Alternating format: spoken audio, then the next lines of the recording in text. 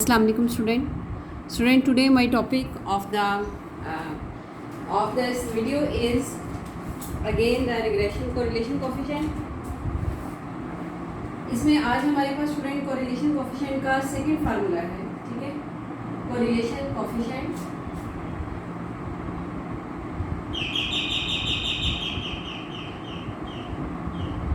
by simple method. Bye simple method. मैं सबसे पहले उसका फार्मूला लिखूँ आपको. सबसे पहले मैंने स्टूडेंट्स का फार्मूला मेंशन कर दिया है कि उसका जो फार्मूला है हमारे पास वो है R is equal to summation X Y over N minus summation X over N dot summation Y over N over summation X का square over N minus summation X over N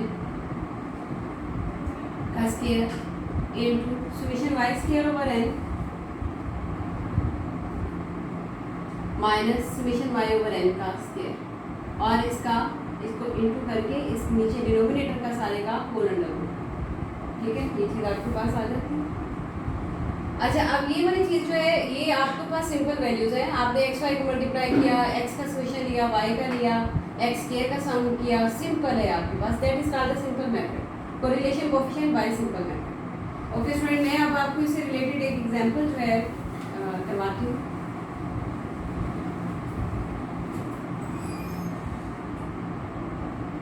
that is the example number 7.4.3 7.4.2.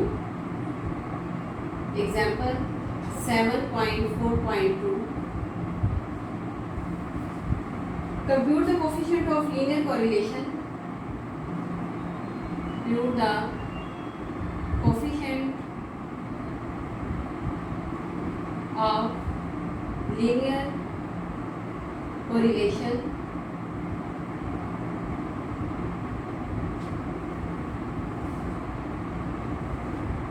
between x and y. Okay, जो भी price है and quantity है उसको x and Y से represent कर दिया गया. आपको ये बता दें कि आपके पास अगर सोल्यूशन मतलब आपको दिया जाता है क्वेश्चन के अंदर, तो मैं डाटा आपको बता देती हूँ कि क्वेश्चन कहाँ तक होगा आपके पास. For example that is the value of Y and that is the Y, X and Y. ठीक है, ये आपके पास बस इतनी ही वैल्यूज गिवन होगी. 16, 72, 73, 63, 83, 80, 66, 66, 74, 62. ओके, ये आपको वैल्यू स्टूडेंट गिवन होगी. और y की जो है 40, 52, 43, 49, 61, 58, 44, 58, 50, 45. ठीक है, यहाँ पे मैं हॉरिजॉन्टल लाइंस मैंने इसलिए ड्रॉ कर दी है बिकॉज आपके पास ना वैल्यूज जो है वो एक ही दूसरे के साथ मिक्स ना हो जाए. तो आप इसके अंदर जो है ना इसको थोड़ा सा इस तरह से हॉरिजॉन्टल शेप में आप उसकी लाइंस ड्रॉ कर लें. अच्छा,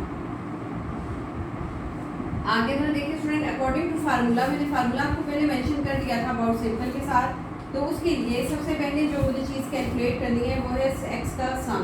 ठीक है, मैंने इस समीशन एक्स में इन तमाम वैल्यूज़ को सम किया and I get the finally result 500. ठीक है, इसी तरह से वाई के अंदर मैंने वैल्यूज़ को कैलकुलेट किया एंड देन 5 का जो सम है मेरे पास दैट इज़ 500. ओके, दोनों का इसका 655 है. इसका आपके पास x का समीशन 655 आ गया और y जो है उसका सम जो है वो आपके पास 500 आ गया. ठीक है, अब सिमिलरली मैंने x और y को मल्टीप्लाई किया, उसके अंदर मुझे ज़रूरत थी. ठीक है, तो उसके लिए मतलब 16 into 40 that is equal to 640. ठीक है, मैंने इसका कॉलम की लाइन ड्रॉ कर ली. पहले आप पूरा एंड तक लिखिए फिर आप लाइन ड्रॉ करें, वरना अदरवाइज ना वो बहुत ज़्यादा रशी सा हो जाएगा और मिक्सिंग सा हो जाएगा. ओके, 72 मल्टीप्लाई बाय 52, मैं पहले इसको लिख लूँ कि ये कौन कौन सी वैल्यूज़ हैं. ठीक है, 63 मल्टीप्लाई बाय 49. यहाँ पे देखिए मैं एक्स और वाई को आपस में क्रॉसपॉन्डिंग जो है मल्टीप्लाई कर रही हूँ.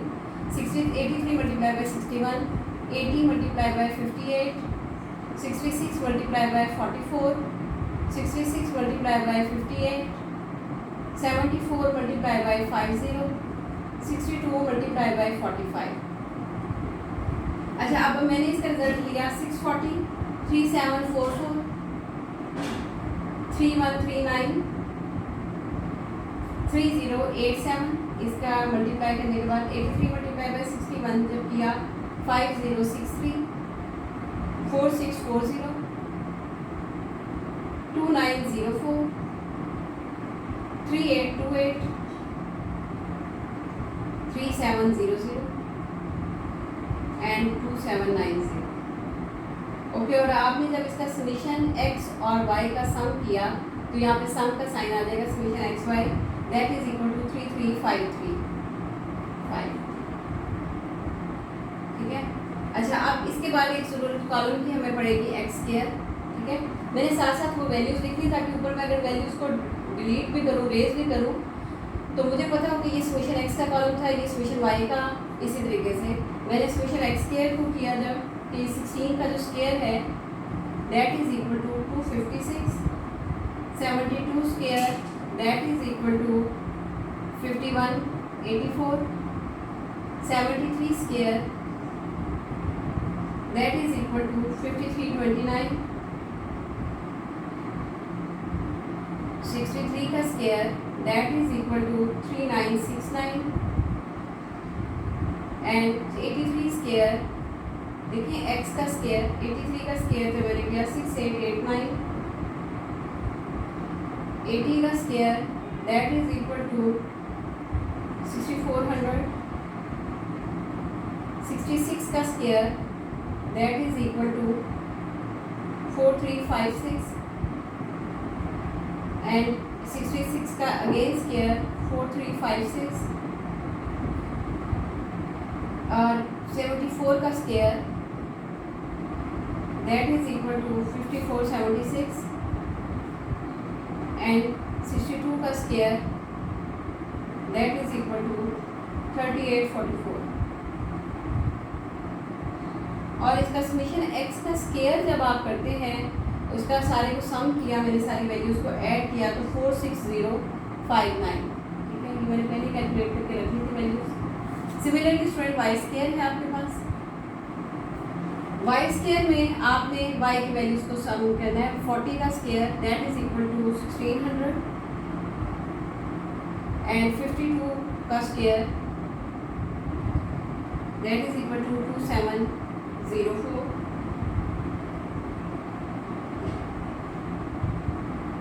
43 का square is equal to 1849, 49 square 2401, 61 square that is equal to 3721, 58 square that is equal to 3364 and 44 square that is equal to 1936,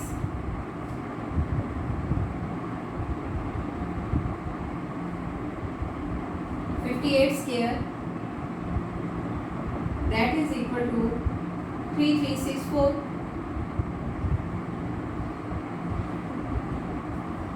50 square that is equal to 2500, 45 square that is equal to 2025। और आपने summation y का square को जब सम किया है इस y square को तो इसका रिजल्ट आता है 25464। अच्छा जी स्टूडेंट, आपके पास ये तमाम वैल्यूज तो आ गई हैं। अब मैं इसके ऊपर यहाँ पे फार्मूला मेंशन करती हूँ। ठीक है,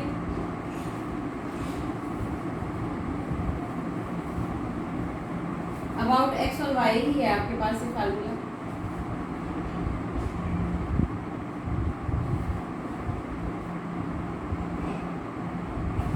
अच्छा, अब मेरे पास ये वैल्यूज है ना, ये मैंने वैसे रख दी है अपने पास कि ये मेरे पास आ जाएंगी। इसका फार्मूला मैंने लिखा कोरिलेशन कोएफिशिएंट के ऊपर मेंशन कर देती हूँ इसके। Correlation, coefficient, about simple method of X on Y, ठीक है, एक्स ऑन वाई के साथ ही है।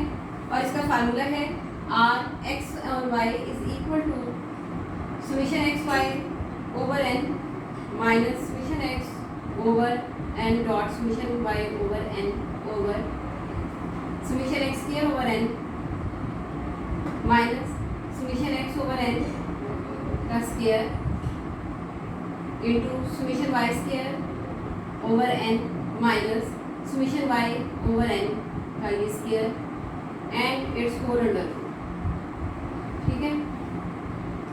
अच्छा, यहाँ पे अब हमने वैल्यूज जो है वो इसकी हमने पुट कर दी इसके अंदर आर एक्स और वाई की, मतलब ये सारे इसके अंदर मैंने आपको, ये पहला पॉइंट है आपका, ठीक है, इसके अंदर समझ लें ए बी सी कह लें आप, ये ए पॉइंट है, ठीक है। तो इसके अंदर स्टूडेंट समेशन एक्स वाई की वैल्यूज मैंने ऐड की हैं, ठीक है,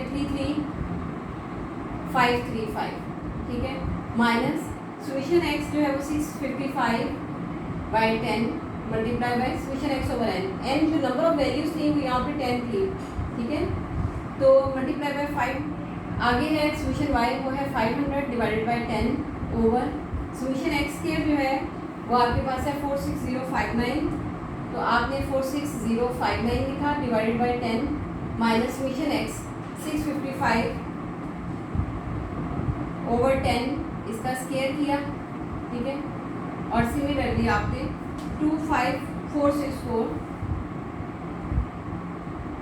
ओवर 10 किया माइनस 500 ओवर 10 किया, और ये आपने इसका अंडर किया, ठीक है। तो आपके पास यहाँ पे अब वैल्यूज जो आ जाती है ना स्टूडेंट, वो यही है कि आपने इसके बाद इसका जो टोटल ओवरऑल किया आपने, तो इसका रिजल्ट आपके पास आता है 3353.5 माइनस 3275 ओवर, इन दोनों को डिवाइड किया, इन दोनों को डिवाइड करके स्केल ले लिया, 4605.9 माइनस 4290.25, ठीक है, और आपने ये इसका अंडर ले लिया 2564.4 माइनस 2500, और इसका ही आपने अंडर रूट भी ले लिया। आपके पास एट दी एंड जो इसको सोल्यूशन करते हैं उसका रिजल्ट आपके पास आ जाता है 0.64, ठीक है, और यहाँ पे आपके पास आ जाता है पॉजिटिव कोरिलेशन, ठीक है। अच्छा, अब मैंने इसके अंदर आपको दो चीज़ें और भी जो है बतानी है कि एक तो जो है आपके पास इसकी वैल्यूज़ जो है वो कैसे मतलब आती हैं, इसके बारे में अगेन मैं डिस्कशन कर रही हूँ, ठीक है।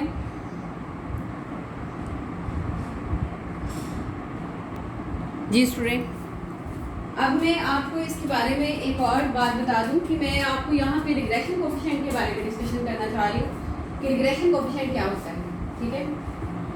रिग्रेशन कोफिशिएंट जो है ना student of X on Y में, रिग्रेशन कोफिशिएंट, ये मैं इसकी दूसरी चीज़ आपको बता रही हूँ, ठीक है। ये बी एक्स ऑन वाई या वाई ऑन एक्स होता है, ठीक है, ये इसका बी पार्ट है, ठीक। तो इसके ये होता है कि ये फार्मूला जो है ना इसका स्टूडेंट ये इसी तरह से रहता है, बस बी एक्स ऑन वाई, ठीक है। ये इसमें ऊपर वाली चीज़ तो यही रहेगी, ठीक है, जो फार्मूला होगा, लेकिन जो नीचे वाली चीज़ है ना उसमें वाई एक्सिस खत्म हो जाएगी, ठीक है। अगर इसके अंदर आपके पास यानी ये इसी तरह से वैल्यूज रह जाएगी, लेकिन वाई वाली वैल्यूज जो है ना वो आपके पास खत्म हो जाएगी, ठीक है। ये आपके पास आर का रिजल्ट है ना 0.64, ये मैंने संभाल के रखूँगी। अच्छा, तो आप देखें यहाँ पे कि 4605.9 माइनस 4290.25, इसका रिजल्ट जो है वो आ जाता है आपके पास 315.65, और इसका अगर आप अंडर रूट लेते हैं तो इसका रिजल्ट आपके पास आ जाता है 17.676, ठीक है। और ऊपर वाली जो वैल्यू है वो आ जाती है आपके पास 3353.5 माइनस 3275, ठीक है, उसका रिजल्ट 78.5 आ जाता है, और अगर आप इसे डिवाइड करते हैं 17.76 के साथ तो इसका रिजल्ट आता है 4.4। ठीक है, तो बी एक्स और वाई का रिजल्ट आ गया 4.42। ठीक है, ये रिग्रेशन कोफिशिएंट है। रिग्रेशन कोफिशिएंट को हमेशा हम बी एक्स और वाई के साथ डिनोट करते हैं। इसका ये फार्मूला होता है। ठीक है, जब आपसे कहा जाएगा कि आप रिग्रेशन कोफिशिएंट निकालें तो आपको ये निकालना होगा, जब आपको कोरिलेशन कोफिशिएंट कहा जाएगा तो तब आप आर निकालेंगे। अच्छा, एक थर्ड पॉइंट जो है, ये मैंने बी का वैल्यू भी संभाल के रख ली है, और वो है कि regression straight line, equation of straight line आप कह लें, उसका फार्मूला मैं आपको बता दूं। वो पॉइंट आपका सी होगा। ठीक है, रिग्रेशन लाइन और इक्वेशन सी पॉइंट है, रिग्रेशन लाइन और इक्वेशन, इसको कुछ भी कह सकते हैं। ठीक है, अगर वो आपसे कहा जाए of X on Y, X on Y का फार्मूला जो होगा ना, वो आपके पास होगा X minus X bar is equal to B X on Y into Y minus Y bar. ठीक है, तो एक्स माइनस एक्स बार में आपके पास स्टूडेंट यहाँ पे एक्स माइनस एक्स बार का मतलब था summation X over N is equal to B X on Y into Y minus Y bar का मतलब था समीशन वाई ओवर एन। ठीक है, एन आपके पास 10 था, एक्स माइनस समीशन एक्स ये है 655 over 10 is equal to B X on Y आपके पास अभी 4.42 निकला है into Y minus summation Y जो है वो आपके पास है 500 डिवाइडेड बाय एन जो है वो आपके पास है 10। ठीक है, तो x minus 655.5 is equal to 4.42 into Y minus 550। ठीक है, तो आप इसे फर्दर जो है ना स्टूडेंट सॉल्व करते हैं। ये बी का मैंने रिजल्ट संभाल के रखा होगा थोड़ा जी। तो आपने इसके अंदर जब आपने इसको सॉल्व कर लिया ना स्टूडेंट, तो आपके पास इसका जो रिजल्ट है ना वो x is equal to C plus D Y, X is equal to A plus B Y आना चाहिए। मैं यहाँ पे लिख देती हूँ इस तरह से, मतलब हम x को इधर रखते हैं और इसको 65.5 को राइट साइड पे लेके और इस इधर साथ में हमने multiply by 4.42 Y minus 4.42 Y multiply by 50 कर देती हूँ मैं 221। तो ये आपके पास 65 और माइनस 221 किया तो आपके पास 155। x इज इक्वल टू आपके पास आ जाता है 155.5 प्लस 4.42 y। ठीक है, that should be equal to x is equal to a plus B. ठीक है, ये a होगा और ये आपके पास b होगा, b x और y के इक्वल ही होगा। ये देखिए b x और y आपके पास 4.42 ऑलरेडी आ चुका है, ये वही कोफिशिएंट होगा। ठीक है, तो that is the required regression equation of x और y। ठीक है, that is your required result student. Okay friend, अब मैं आपके साथ इंशाल्लाह नेक्स्ट टॉपिक पे आऊँगी, और अगर आपको किसी भी किस्म के और पॉइंट्स समझने हैं तो आप मुझे कमेंट करें, subscribe my channel and share it more and more. Okay, thank you so much student.